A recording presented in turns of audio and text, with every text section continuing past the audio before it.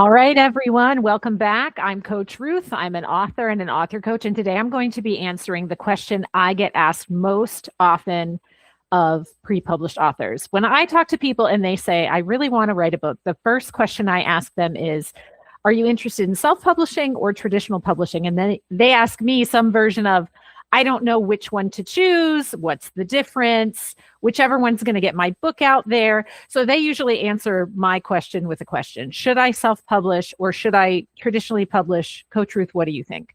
And my answer is always, it depends. So today we're going to be talking through what does it depend on, giving you tools to make that decision for yourself, or at least get some insight on how authors who've already made this decision came to their conclusions.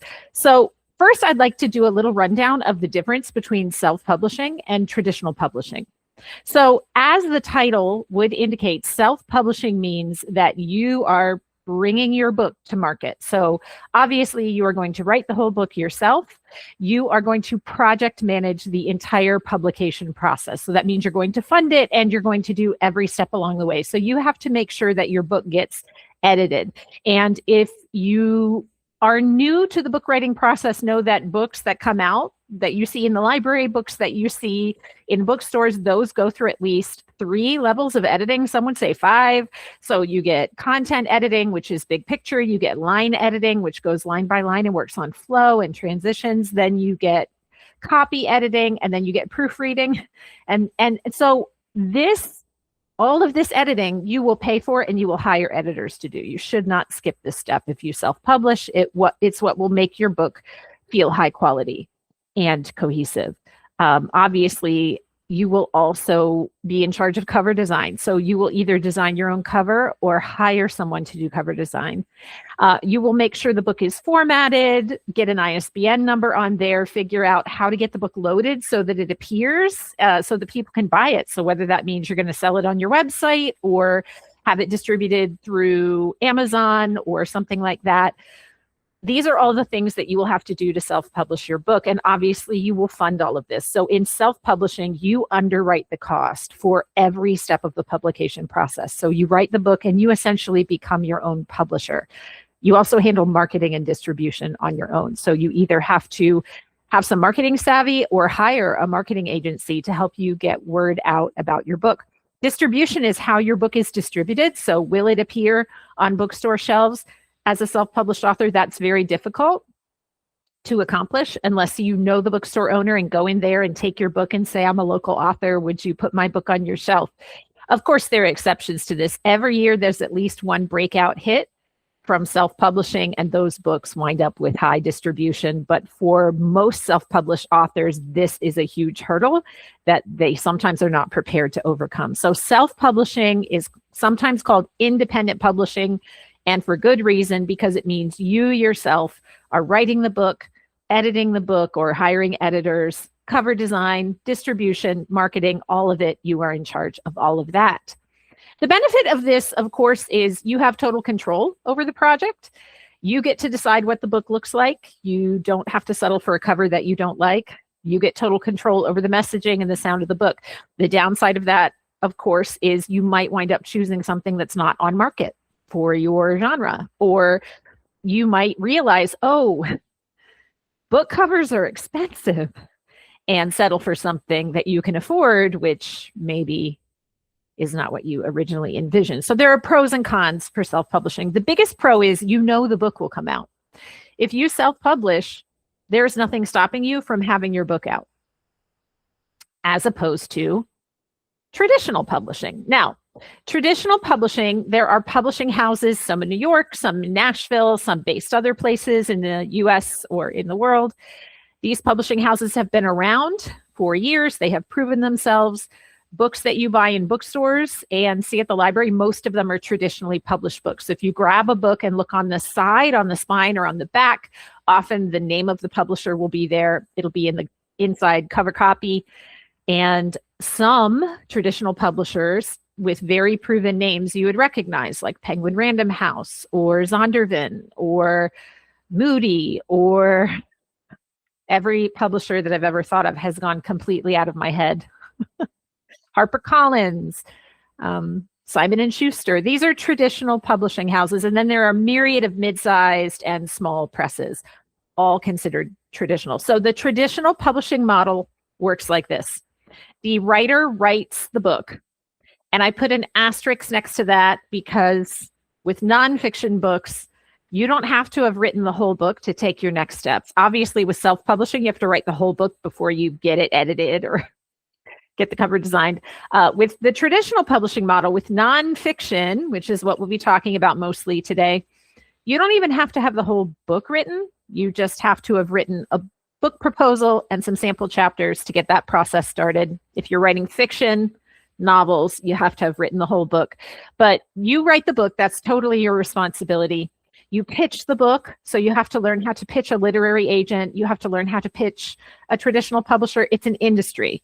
So you can't just walk up. If you go to New York City and go to the offices of Penguin Random House or Simon & Schuster, you can't just show up in the lobby with your manuscript and give it to the receptionist. I don't care what Hallmark movies have shown you. I don't care what screenplays have shown you, some hapless writer, just walking in somewhere with their proposal. There are ways to pitch a book, standard industry ways to pitch books. So you have to figure out how to do that. But if your book is accepted, there are things the publisher will do for you. The publisher will handle cover design, editing, formatting, distribution channels, all of that. You do need to participate in the marketing, which means you'll talk publicly about your book, maybe give readings, maybe do a book tour, maybe do podcasts, maybe talk on the radio, maybe go to book clubs. You will participate in the marketing, but the publisher also participates in building a marketing plan alongside you. The biggest difference here is that the publisher pays you. You do not pay anything to be traditionally published. In self-publishing, you're hiring editors, you're hiring cover designers, you're hiring formatters. Traditional publishing, once they accept your manuscript for publication, they pay you in advance. If it's a mid-sized or large publisher, they'll pay you in advance. And then when your book comes out, if it sells enough copies to cover the advance and the underwriting of creating the book, then you'll earn royalties every quarter for the life of the book. So this is one of the major differences, is that a traditional publisher pays you for your intellectual property. You're entering into basically a licensing agreement with a publisher for a number of years. Usually it's a 10-year contract, and they project manage the book. So the editors, the publisher covers the cost of hiring editors. They have in-house editors or contractors that will edit your book. Cover design, you'll go through rounds of cover design. You have a marketing team and all of that. And the best thing is they pay you, right? Different publishers have different budgets. So the larger the publisher, the deeper the pockets. And depending on your positioning in the marketplace or your topic you're writing about, you may see a larger or a smaller advance. But if the book sells well, you're going to get paid either way. So this is the traditional publishing model. Other than the major difference of, the publisher paying you versus you underwriting the cost of bringing something to the market, you also need to pitch the publisher, which means they don't accept everybody who, obviously there are many people who would like to traditionally publish a book. So the stats, I've done a complete other video about what are the odds of getting published. So if you'd like to see those stats, go watch that video. What are the odds of being published? It's just a few videos back in this series. The odds are very thin, but it does happen. So this is the traditional publishing model. So when I ask people, would you like to self-publish or traditional? Sometimes they'll say either, as long as the book comes out. You can see there's a huge difference. And I always encourage people, you need to know before you get too far in the process.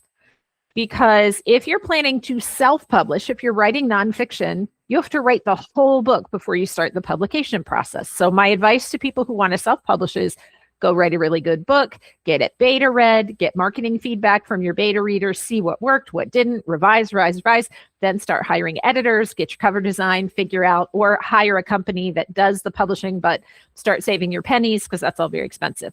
If someone says they would like to go the traditional route, I actually don't say go write the whole book if you're writing nonfiction. Again, fiction works differently, but if you're writing nonfiction, Your next step is to write a pitch, because you can pitch a nonfiction book unfinished. And because the acceptance rates are a little thin and this process is time consuming, you will ultimately save yourself time by writing the pitch first with some sample chapters and then working on the book as you wait to hear back from literary agents or acquisitions editors at publishing houses.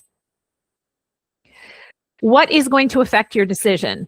Self-publishing is right for some people and not for others. Traditional is right for some people and not for others. It's not like one is varsity and one is JV. There was a time when people would look at self-published books and think they did that because they couldn't make it in traditional publishing, or their book probably wasn't very high quality and that's why they had to self-publish. But the reality is people decide to self-publish for a variety of reasons that have nothing to do with quality often. But they need to think through which decision is right for me. So self-publishing is right for some people. It's not right for everybody. And self-publishing is right for some projects. So this isn't a binary decision that will lock you in for every book you've ever published in your life. But you have to look at the project you're working on right now and ask, what is affecting my decision? So the major thing that's going to affect your decision is your goals for this project. I was just having a conversation about this last night with a friend of mine who knows that I write, and she was asking me why I was taking the publishing route I was taking. Why go that way instead of that way? And I said, I'm so glad you asked. I told her probably more than she wanted to know as someone who isn't in the industry at all, but you need to know what your goals are and then ask, will self-publishing help me meet my goals, or will traditional help me meet my goals? So part of this is going to come down to speed. The traditional method can take a long time. Self-publishing, you can control the timeline. So if you have some kind of deadline, let's say that by summer, you are going to start a speaking tour, and your speaking tour is related to your public brand, and you want to have books to sell by June. And let's say, I mean, as of the recording, I'm recording this in January. There's no way you would know that, but I'm recording this in January. So let's say you wanted a book out by June.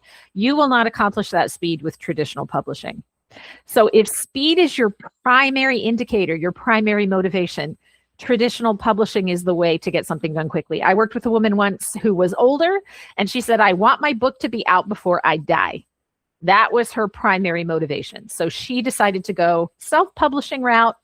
And then the question was, how can we make sure this is pristine quality with a good cover, and you have a distribution and marketing plan in place so that readers can discover your book? So speed is your consideration, self-publishing. If speed is less of a factor, from concept to contract to publication for many traditionally published books, you're looking at years rather than months. So 3 years, 5 years maybe, from ideation to the shelf. It's a time-consuming process. So if speed is your only factor, self-publishing is the way to consider. If you take speed off the table and say, I'm not in too much of a hurry, I just want this book to reach its audience, then we have to think about your positioning.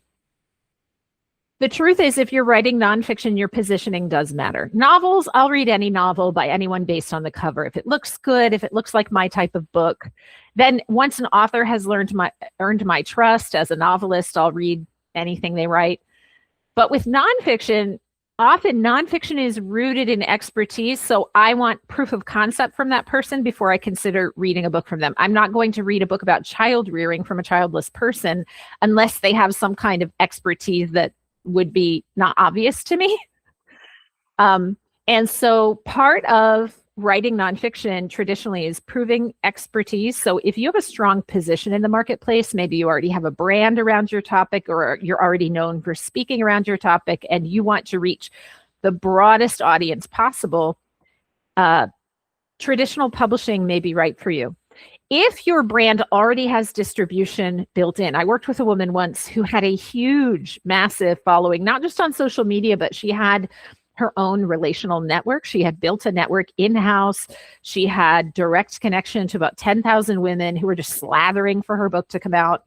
And she said, I can do a really good, high quality job self-publishing this book and then bring in all the profits myself without having to leave a percentage of the royalties on the table by essentially profit sharing with a publisher.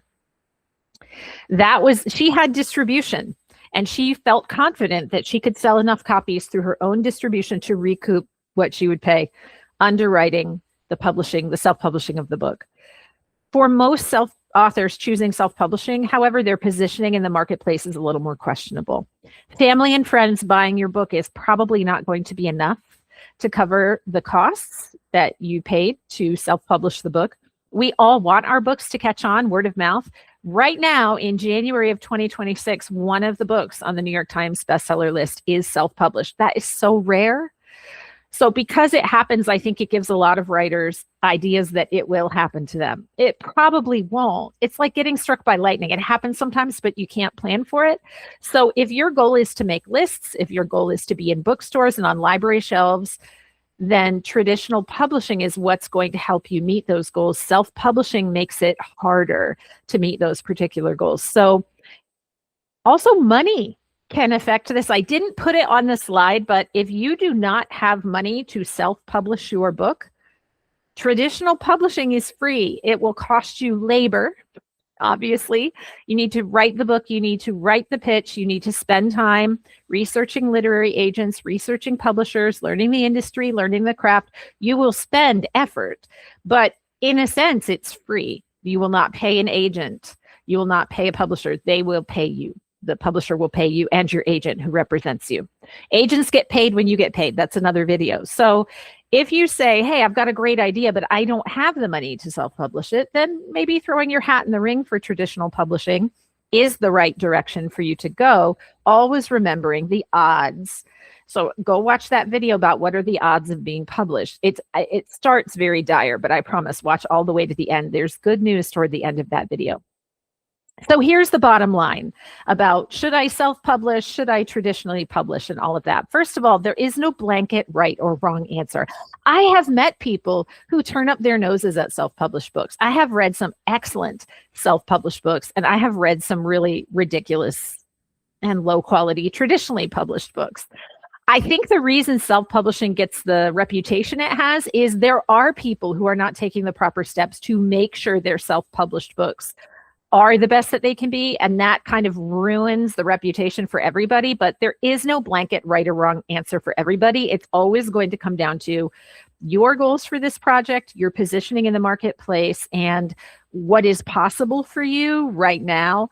And I would just say, this is why when people ask me, do you think I should self-publish or traditionally publish? I say, sign up for a consultation, because I have to ask you a lot of questions. I can't just give an opinion.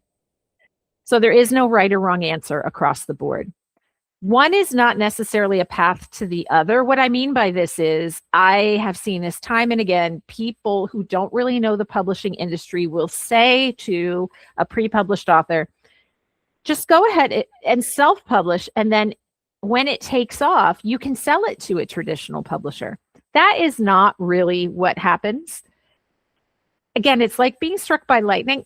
It has happened, but you can't plan for it or make it happen. And it's so rare. It's even more rare than a self-published book being on the New York Times bestseller list. So thinking, I'm going to self-publish this book to see how it does, and then maybe I can leverage that into a trad deal. Really, the only way that could work is if your first self-published book sold so enormously well that you could leverage that to sell your next book to a traditional publisher. The truth is, traditional publishers want new content, new books that have never been published before, and they don't want a compilation of your blog posts, even if they went viral, because that's already been published.